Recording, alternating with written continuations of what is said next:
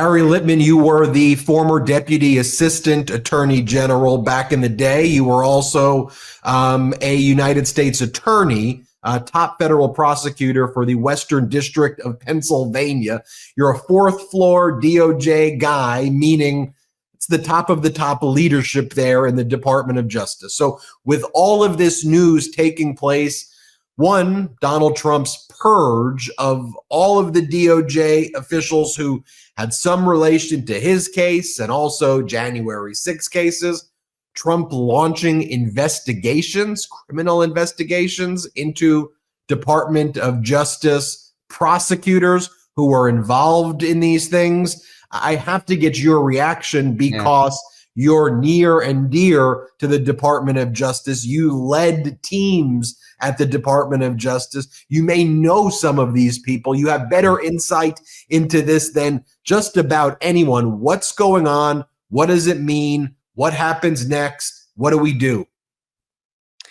It's the worst crisis in DOJ history. The only comparison points you could even come up with are Watergate and the Saturday Night Massacre, and Trump himself and the showdown where he wanted to basically force the department to lie in support of his effort to steal the election and to lie to the state of Georgia. Both times, and they are storied times in the annals of the DOJ.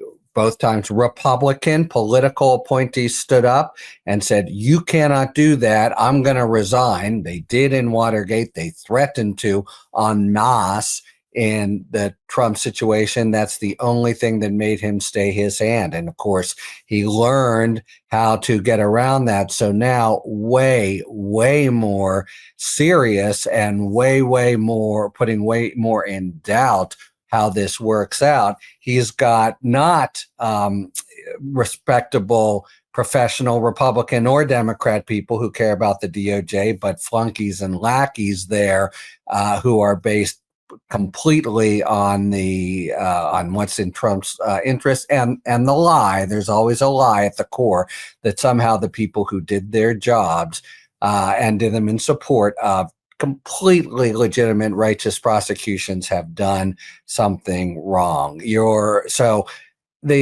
point I really want to make is the rule of law and doing it without fear or favor is not like, it's a categorical point, right? If this can stand and people for doing their jobs can be dismissed as they're trying to do with the Smith team, we don't have a Department of Justice in anything like the way you can't say, well, 98% of it is there. If the core can be actually abused this way, it's catastrophic, and everybody in the DOJ knows it. Now, these people are dismissed. If they want to fight it, they have a lot of ammunition to do it.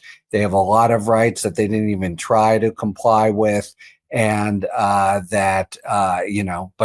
Trump doesn't care because he'll just tell the DOJ to defend it, and they lose. I want to focus for a moment, though, on the other shoe that dropped yesterday. So the acting U.S. attorney for Washington, so now he has credentials. 2 weeks ago, his main role in life, the reason we know him is he was an election denier and who stayed indefatigable in support of the January 6th protesters after they were in jail. He worked for their clemency. He supported them in different ways. Even in a legitimate Department of Justice, he's someone who shouldn't be within 6 miles of them and trying to work in the Department of Justice about them. His interest is so strong, so personal. He has sent a letter and he is going to undertake an investigation. Is it civil? Is it criminal? We don't know. U.S. attorneys' offices don't normally undertake investigations. They bring cases. But he wants to say that the department prosecutors on Smith's team, in the wake of the Supreme Court's opinion in the Fisher case, having to do with obstruction, you might recall, and the department did what it always has to do responsibly. It went back, assessed what it could salvage and what it had to give way to, in full respect, as it accorded it, as it always does, to the U.S. Supreme Court. They made certain decisions. He's now, in a sinister way and in a totally biased way, suggesting that those people not only should be discharged, which is a complete outrage, but should face an investigation. And to make it even worse, he has forced the senior personnel in that office, the respected folks, to undertake that investigation. That really, as many things have of late, to sort of Nazi tactics of making leaders of the community do the dirty work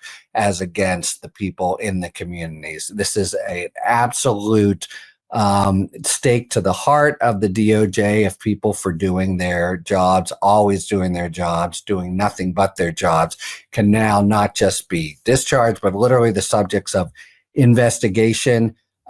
We, again, don't have a Department of Justice. We are perilously close to Hungary. It's exactly what strongman authoritarian regimes do. They take reprisals on behalf of the strongman and make people pay, and here rub their noses in it for having had the nerve to do their jobs. And if this can stand, you know, we're now at the beginning of an administration with lackeys overseeing this, and in a province where it's very hard for courts to order, you know, that this is the business of the DOJ. In fact, we know the immunity opinion says even if this is breaking the law, the president would be immune. If this could stand, and I'm talking about now, down the line, if it's not understood deeply and in the bones of the country that this is dead wrong and this is an assault on the Constitution, every bit as serious as, say, the civil rights era or the embrace of slavery, then we just don't have the same democracy that we had 2 weeks ago. The stakes couldn't be higher, and everyone who knows the DOJ, including people who know people personally there, is livid, outraged, disgusted, and the jerk has managed to do this terrified. It's a very, very dark day. It is even worse than the worst fears of those former DOJ officials, is how many kind of described it to me. Now, Harry, you have a federal judiciary in Washington, D.C., which would have a lot of jurisdiction over kind of D.C. wrongful termination, D.C. things. I mean, these federal judges, a lot of them got their start, whether they are Republicans or Democrats, working in the Department of Justice. That's usually part of the career, not always, but part of the career path in becoming a federal judge. Is often having some role in the Department of Justice, some role maybe clerking for a federal judge before that, some private practice, then a federal judgeship is usually, you know, the path. So, you know, you mentioned Justice John Roberts and his absolute immunity ruling. It was absolutely insane because he put a line in there that didn't even need to be in there. Like, of course you would be immune if you were the president and you reached out to your Department of Justice and you told them that here's what you need to do. That's a clear core constitutional function. No one ever envisioned that way. Actually, no, there was always judicial independence. So it was a weird one in giving, weird's probably understating it significantly, a weird example to say that's subject to immunity. That was never supposed to happen. But Harry, so what are these federal, it's basically up to the federal judges at this point in DC, the circuit court judges, and if it gets back to the Supreme Court, you know, it's not criminal for Trump to do this. It's not under Nixon v. Fitzgerald. Trump can unlawfully terminate people. He's immune from that as well. But in terms of anything, I mean, what's the plan of attack? How do you, That's right. How do you deal with it? The best case scenario now is that the law will prevail for these individuals. They'll go to great expense. They'll be in a department where they are alienated, and they will, nevertheless, they'll first have to go through administrative remedies. They'll immediately need lawyers. Now, there are armies, really. I'm aware of them, of people stepping up to represent them. So outraged, and very good lawyers are they by what's happened. But the best case scenario for these guys is there's a remedy. Courts can order reinstatement, but think about it. As has already happened with some leaders in the department. The department can say, "Fine, welcome back. By the way, you're now assigned to asset forfeiture in Wyoming. Hope you like it." So they can make their lives miserable anyway. It's almost certain that their future prospects in the DOJ, and the future right now is the next 4 years, are nil. That's the best case scenario for the people who were fired so clearly unlawfully.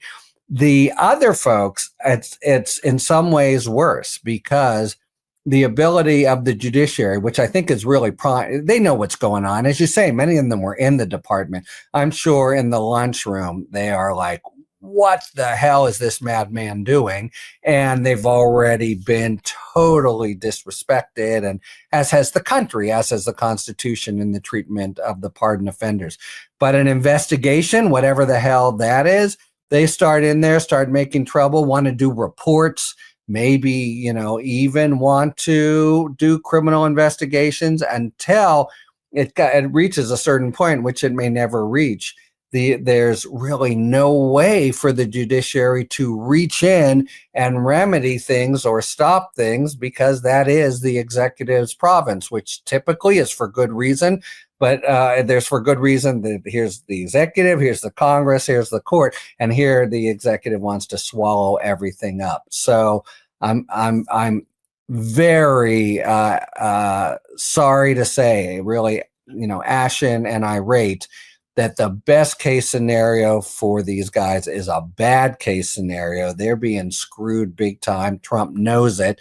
And even if they win under the law, it'll be at great cost. And there are some who will be slapped around and completely humiliated and made, to experience financial ruin in internal circumstances that nobody in the government can even get to, because that's the notion of an internal executive power, which makes sense, of course, if people are generally complying with the law, constitutional norms. And here we have someone who is flouting them. It's like a madman's been released on the fourth floor, going around with grenades and strafing people and stuff, and nobody is in a good position to stop it. And we are in week 2. This is really grave. Harry Litman, Talking Feds YouTube, Talking Feds podcast, Talking Feds Substack, everybody. It's where I get my legal news from. We need people right now who are true subject matter experts in areas who can help us navigate these moves. It's why it's so important for me to get my legal news from Harry Litman. It's why I think you should as well. Harry Litman's, it's the Talking Fed YouTube. Just search Talking Feds, Talking Feds on Substack, Talking Feds podcast. Thanks, Harry. Thank you, Ben. Can't get enough Meidas? Check out the Meidas Plus Substack for ad-free articles, reports, podcasts, daily recaps from Ron Filipkowski, and more. Sign up for free now at MeidasPlus.com.